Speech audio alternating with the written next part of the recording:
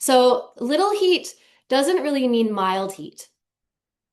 July has fully established summer, and the heat is pretty much at max, yet the super intensity is still ahead and coming in the next chi node, which is called great heat. So that's the paradox, right? Like summer solstice is here, but then little heat and great heat, when it's actually hotter than solstice, comes after, right?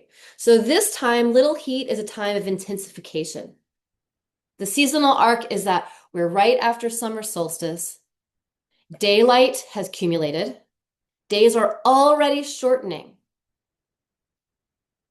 The sun has turned, but the hot weather ordinarily occurs later, the hottest weather, right? So already land, water, lower atmosphere, these all continue to accumulate heat, even though we're getting shorter days.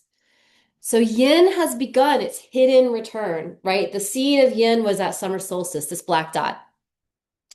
And yin is starting to go ahead and return, but it doesn't immediately cool the world. Manifest yang and accumulated heat remain extremely powerful.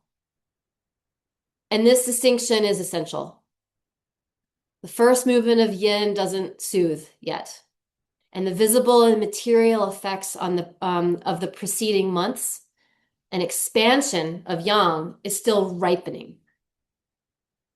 So the terrestrial manifestation of summer is still actually increasing.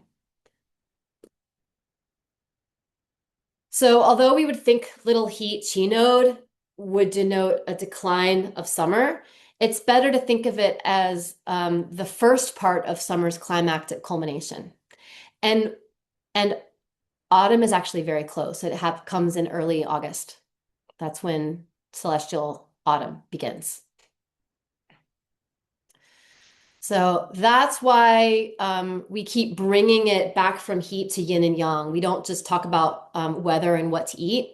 We're tagging it to the fluctuations of energy movement, to yin and yang, because that's the bridge back to your natural wisdom.